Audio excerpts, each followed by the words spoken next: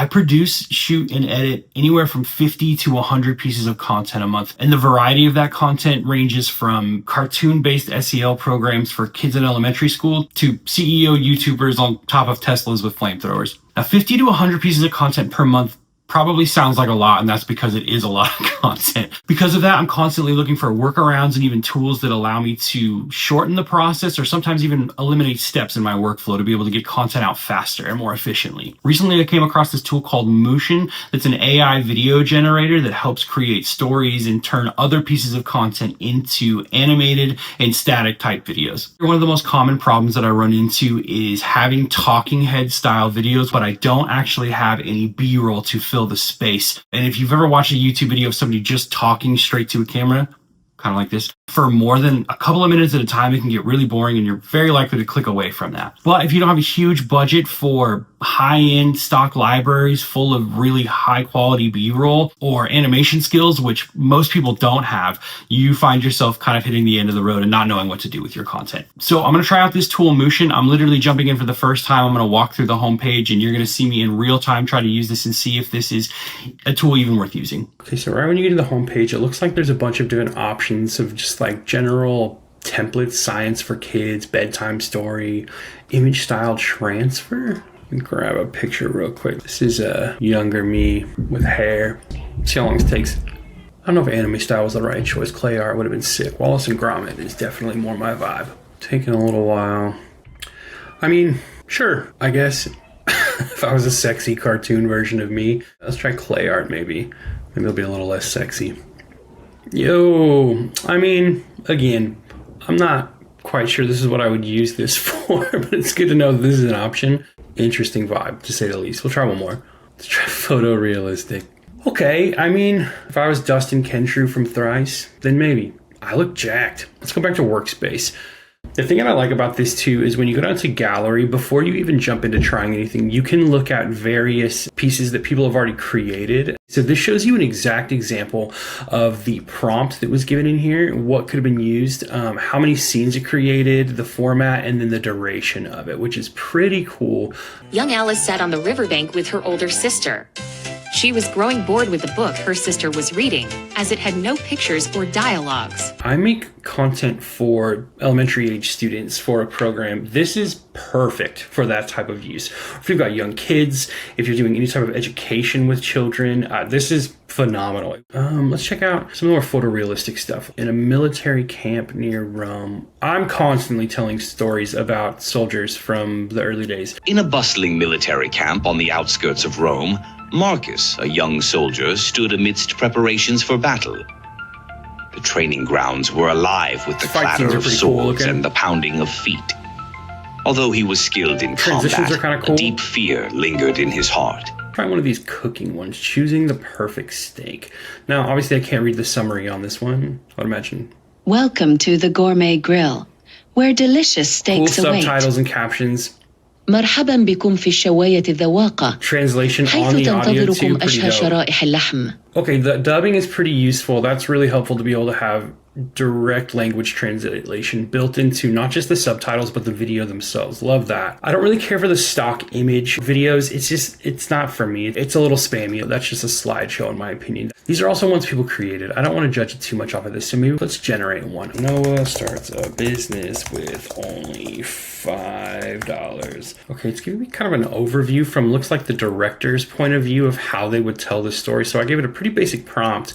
Noah starts a business with only $5, going to become a millionaire, and now it's kind of giving me a breakdown of overall planning. Concept: starting the business, $5, become a millionaire, is likely targeted at an English-speaking audience. I mean, this man knows America. Love that. Or woman. I don't know who the director is. It's giving you kind of a background into what it's doing, as opposed to just analyzing and giving you a couple of steps. It's going through and it's actually taking the concept of what you wanted to talk about and giving you best practices. I don't know that it's always going to be right about this, but it's right so far. Scene 2, The Hustle. That's Saturday. Noah starting a business on a weekend. There's for sure a book about this. These guys know. This is pretty cool. I kind of expected when I jumped into it that I was literally just going to get like a plug and play, give it a prompt, and it's going to animate those things for you. Okay, so here's something I don't like. When we got to this stage, it was the scene images storyboard out, which is really cool. And then it asked if I wanted to animate all scenes. And apparently I accidentally clicked no, which is not what I wanted to do. I would have liked for it to animate, even if it took a while longer. But I clicked no, and so now I can't go backwards. So I guess pro tip, be careful when clicking stuff so that you don't mess up and waste all of that time. I'm complaining about something that I did, not the tool. So user error, pay attention to what you're doing, click the right buttons, don't blame other people, be responsible for your decisions, go to therapy. Okay, so coming with a title from $5 to millionaire. I mean, pretty standard. Crumpled $5 bill into a thriving cookie business. Shout out Noah. My man loves snacks. Taco business would have been a little more on brand, but that's fine. In the bustling neighborhood of Parkside, a young and vibrant entrepreneur named Noah, clutched tightly in his fist, was a crumpled $5 bill. Not really a $5 bill in his hand there. If you can see, it's kind of a very AI vibe right there, but it's not bad. I do appreciate that it gives you some hashtags right here for some posting stuff. I don't know how optimized for SEO or platform trends that these are, but it's kind of nice that it gives you some of that stuff to work with, which is great. It gives you the script if you want to, I don't know, transcribe, use it for other things. What do you prefer to do next? Edit project. Let's see what I have the option to do. Animate. Let's try that.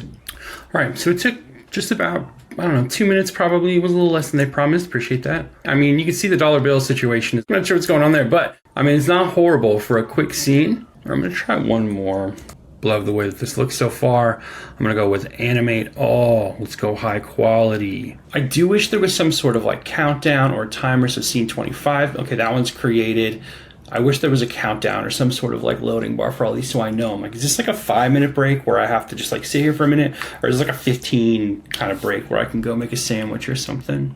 Or respond to messages on Slack, I guess. That's what my boss wants to hear in this. What does he do during his breaks? Make sandwiches. While I wait for this to load, dude, I've been bumping this record all day. This Really Want to Know by Ol60. I mean, they've got 3 million monthly listeners, so clearly I'm behind. They're new to me, but this record looks like it just came out. Haven't listened all the way through yet, but banger. Start with Really Want to Know. Worth your time. Love this.